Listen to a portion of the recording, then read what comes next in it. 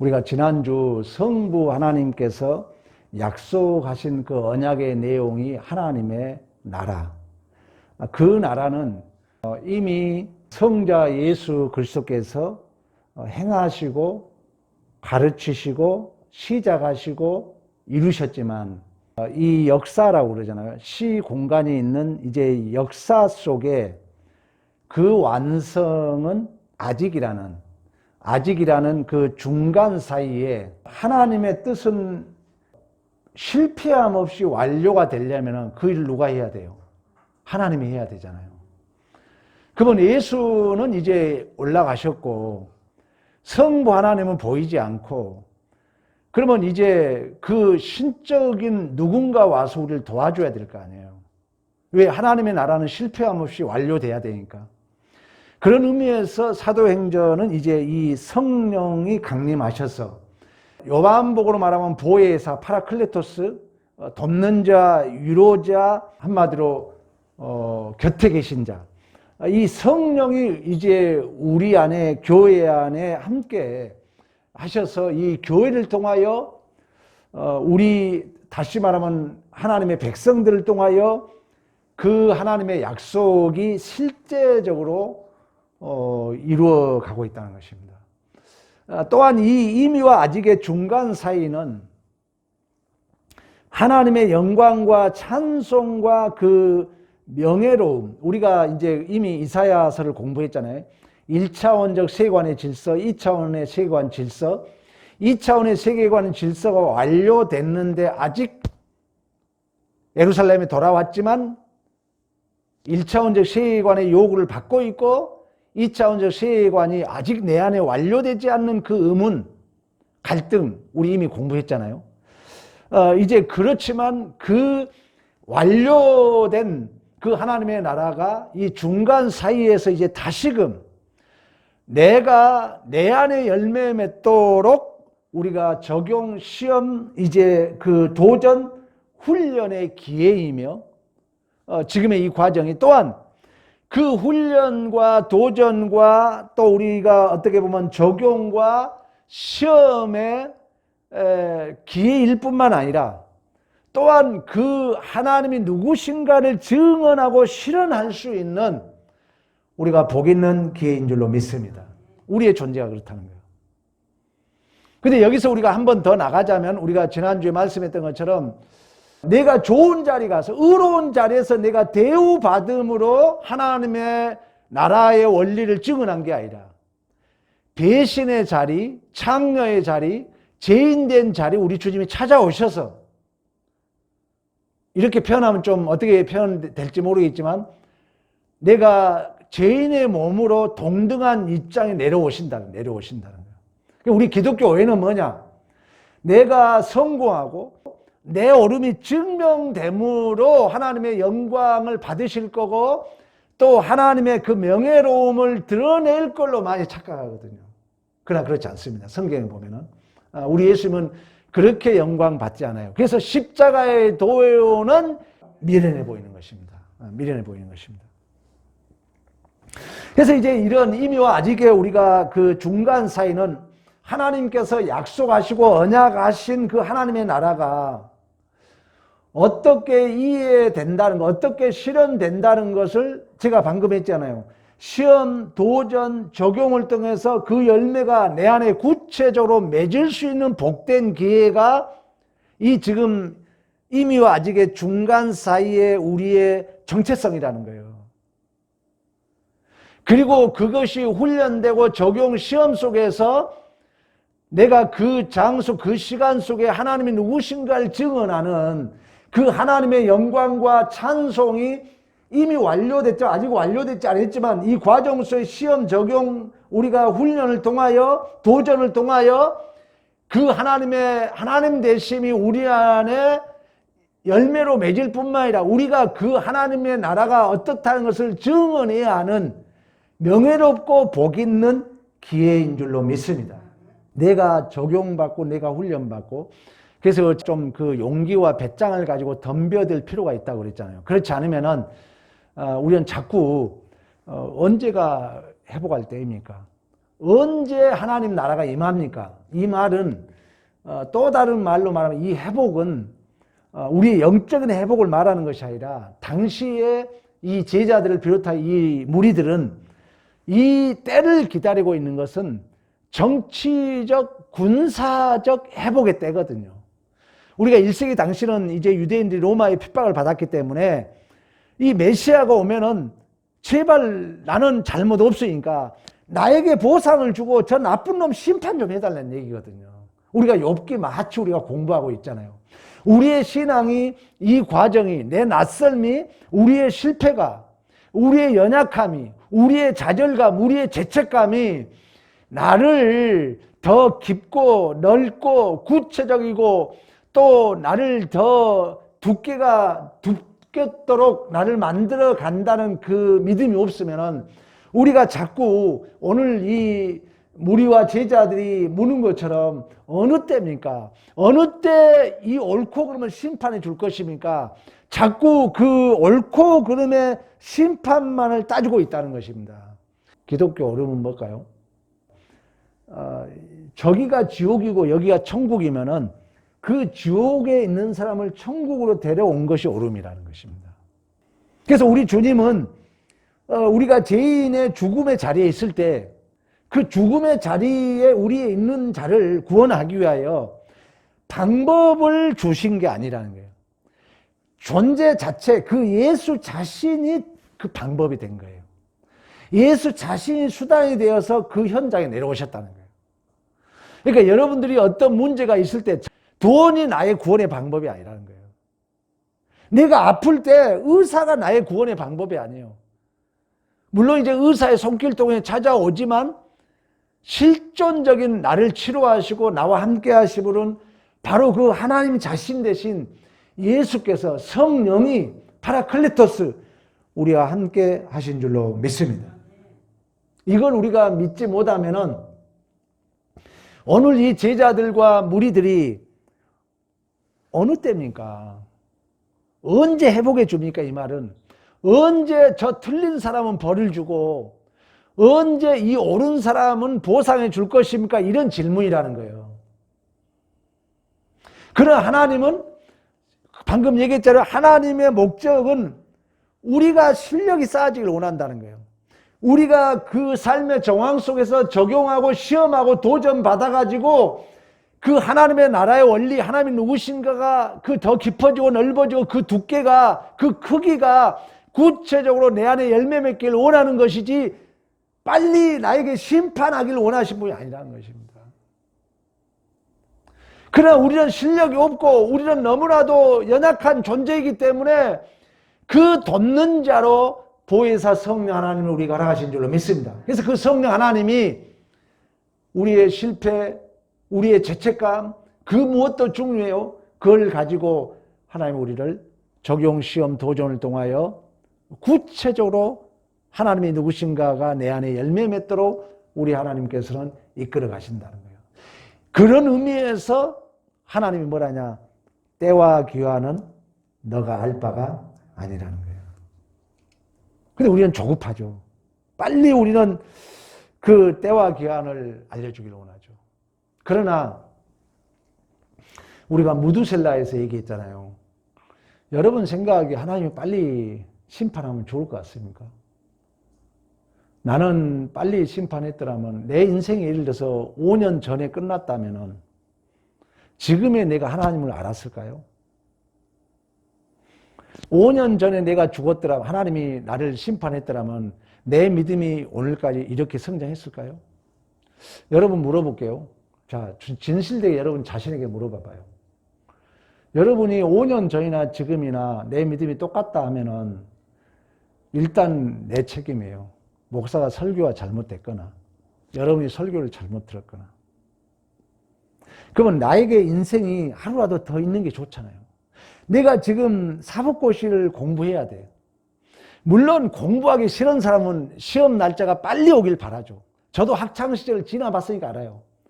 저도 공부를 어정쩡하게 했거든요. 아주 잘한 편은 아니었어요. 이게 어정쩡하게 알아놓으면 다 한 것 같아요. 100점 맞을 것 같아요. 공부하기가 싫어. 빨리 시험 보고 놀길 원해요. 그러나 정말 1등할 예는 시험이 하루만 더 연기되길 원해요. 왜? 자기가 훈련받고 연단받고 공부를 더 열심히 해야 되고자 하는 믿음이 있기 때문에.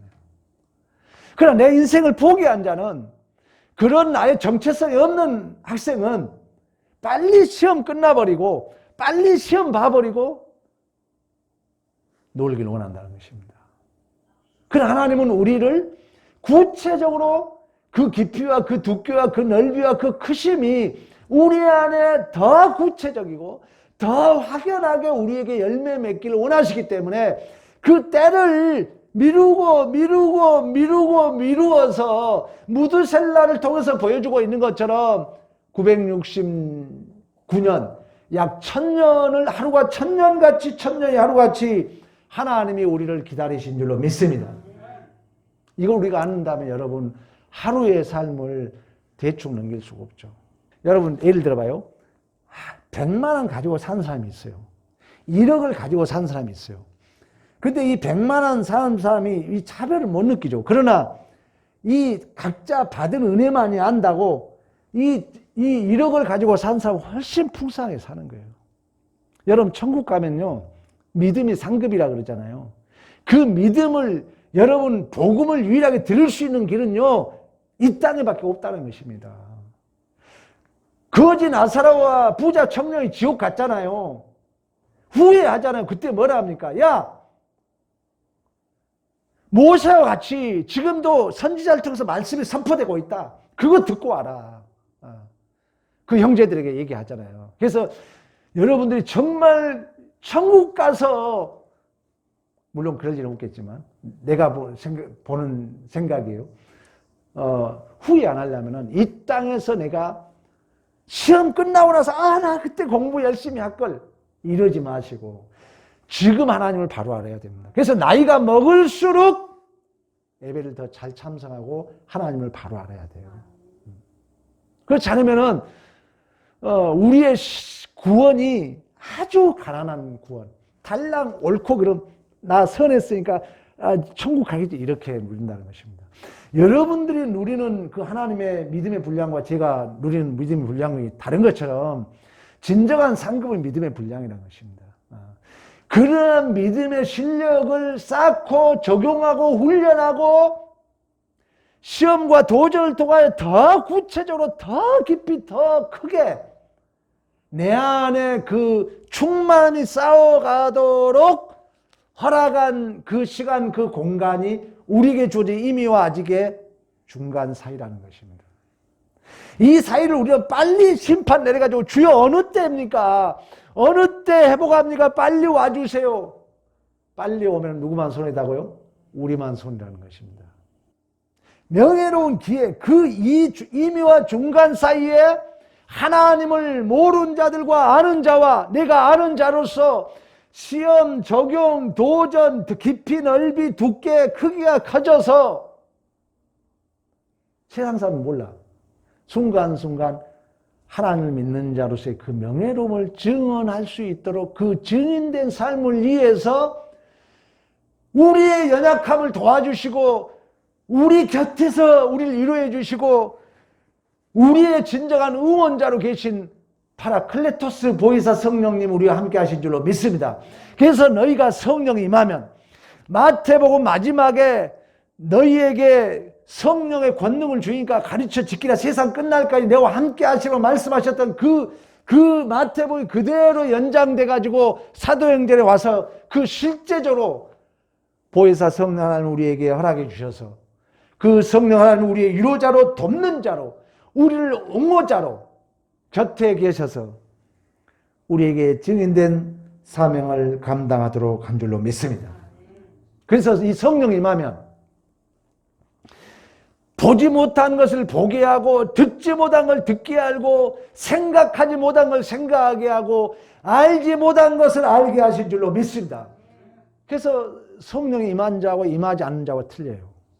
죄송한 애가 될지 모르겠지만 부부간에 믿음이 좋은 사람하고 믿음이 약한 사람하고 어떤 현상의 해석이 틀리잖아요. 난 누구라고 얘기하지 않아요. 우리 솔직히 그걸 느끼잖아요.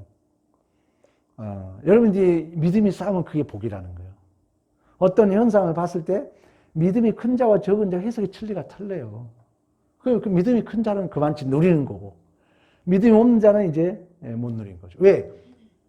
고린도전서에 보면 그래요. 볼 수 없고 알 수 없고 생각할 수 없는 것을 성령이 알게 하고 보게 하고 깨닫게 했고 생각나게 했다고 그러거든요. 우리는 이 성령이 그래서 하나님이 주셨다는 거죠.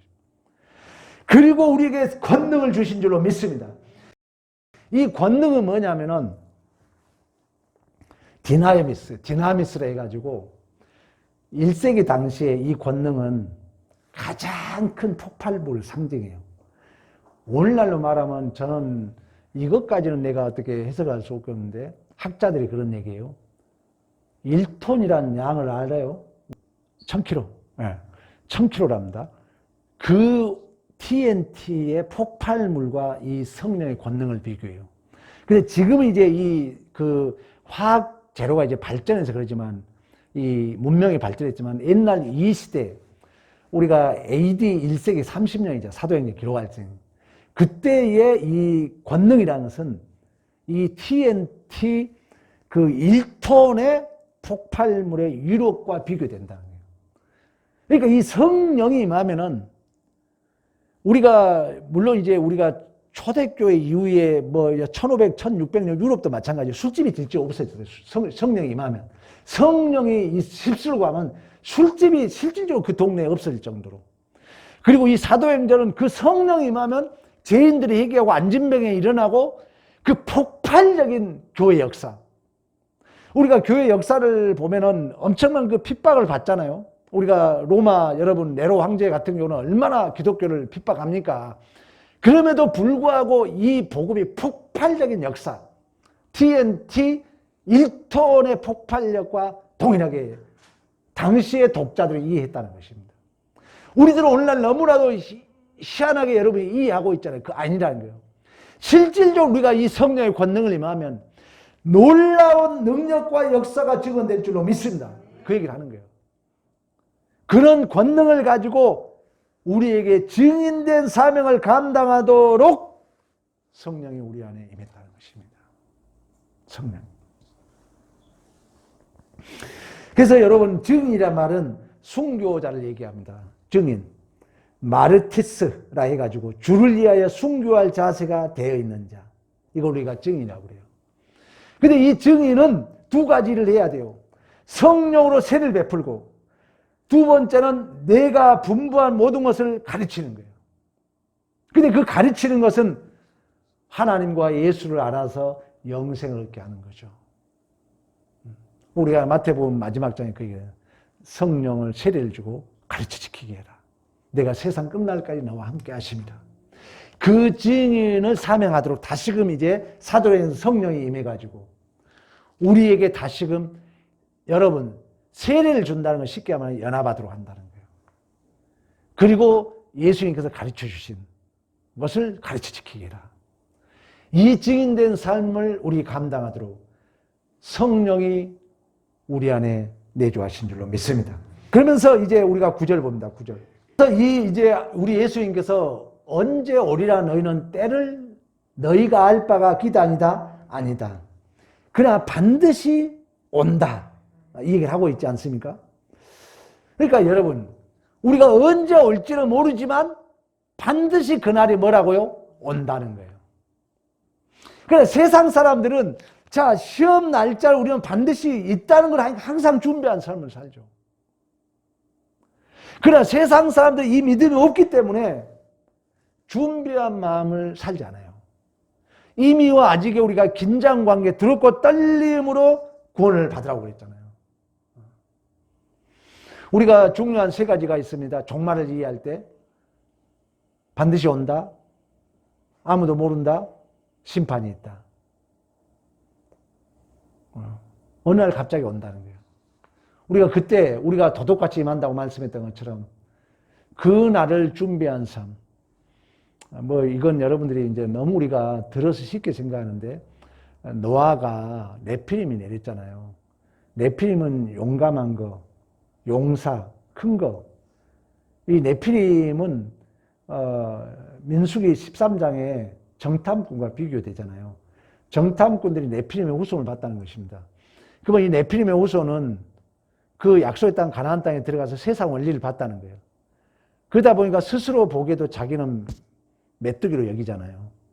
그러나 믿음을 가진 이제 갈렙과 여호수아만이 그 광야를 거쳐서 약속의 땅 가나안 땅에 들어가잖아요.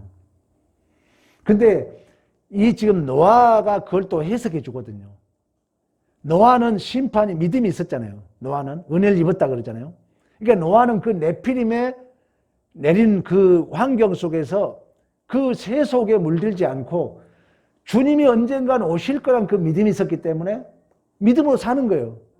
그 하나님의 나라를 준비하는 거예요. 우리가 아까 얘기했잖아요. 이 하나님의 나라를 구체적으로 예수가 이루셨고 성령이 오늘날 우리를 통해서 이루시고 그 증인된 삶을 살도록 성령의 권능을 주셨고 우리 주님이 언제 올지는 모르지만 반드시 뭐 한다고요? 오실 줄로 믿습니다. 그래서 계시록이 주 예수여 어서 오시옵소서로 끝나고 있는 것처럼 그걸 우리는 준비한다는 것입니다. 아까 우리가 시험 공부 얘기했던 것처럼 시험을 본다는 거예요. 반드시.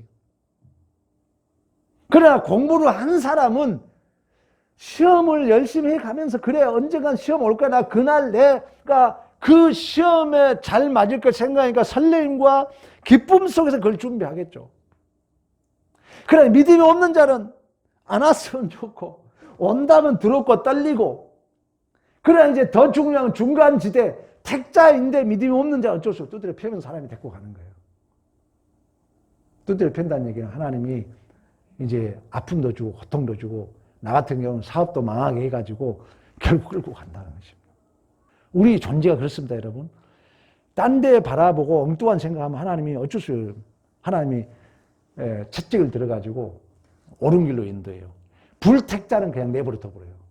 그래서 히브리서 가면은 사생아는 고난이 없다는 거예요. 징계란 뜻은 원어 해석을 해보면 자식 만들기예요. 뭐라고요? 자식 만들기. 그 징계를 받는 자가 기뻐이라. 그 말은 하나님이 자식을 만드니까 우리에게 징계를 준다는 거예요. 그러니까 내가 스스로 하나님 나 열심히 할게요. 나 시험 준비 잘하고 공부 열심히 해서 언제라도 주님 올 때 나 점수 많이 맞고 싶어요. 이런 마음을 가진 사람은 하나님이 평탄케 이끈다는 거예요. 근데 공부를 안 하면 죄송합니다. 예를 들면 그렇다는 거예요. 안 하면 하나님이 징계를 통해서 자식 만들게. 그리고 불택자는 그런 감각도 없는 거예요. 근데 이제 결론합니다. 그런데 이렇게 하나님이 오시는데 하나님이 반드시 오시는 분인데 9절 10절 그런데 왜 안 올까요? 아니 오신다 했는데 왜 안 오냐고요. 아까 우리 다 했잖아요. 우리를 구원하기 위하여. 우리가 좀 더 점수 좀 더 우리 하나님은 우리를 생각해서 그래 너 좀 더 우리의 실력이 좋아지도록 기다리고 매치되죠. 그래서 사랑은 오래 참는 거예요. 하나님은 바로 심판하고 싶어요. 기다리는 거예요. 그래서 우리 또 오버랩 되잖아요. 다 연결돼요. 끝까지 42장까지 가고 가다 보니까 말씀만 들었었던 눈을 보고 모든 세계 딸들보다도 욥의 딸들이 아름다웠더라. 그 보시기에 심히 좋았더라는 그 하나님의 토부, 그 선하심과 그 아름다움을 위하여 하나님은 오신다고 약속하셨지만 아직도 기다리고 또 기다리고 계신 줄로 믿습니다. 나 하나님 낙제 점수로 하나님 심판받기 싫어요. 나 우등생으로 하나님 만나고 싶어요. 당연히 하나님은 자비로우신 분이기 때문에 그래 내 딸아 내 아들아 그렇지 난 너 믿어 너 공부 잘할 거야. 하나님 우리 목사님 설교대로 나 하나님 더 깊이 만나고 싶어요. 하나님 나 더 좋은 점수로 하나님 만나기를 원해요. 이런 여러분들의 기도가 있다면 분명히 우리 하나님께서는 우리에게 필요함을 주시고 그러한 복된 기회로 그 시간 그 장소 그 사건이 있는 줄 믿습니다. 이러한 믿음으로 승리하기를 간절히 축원합니다. 네.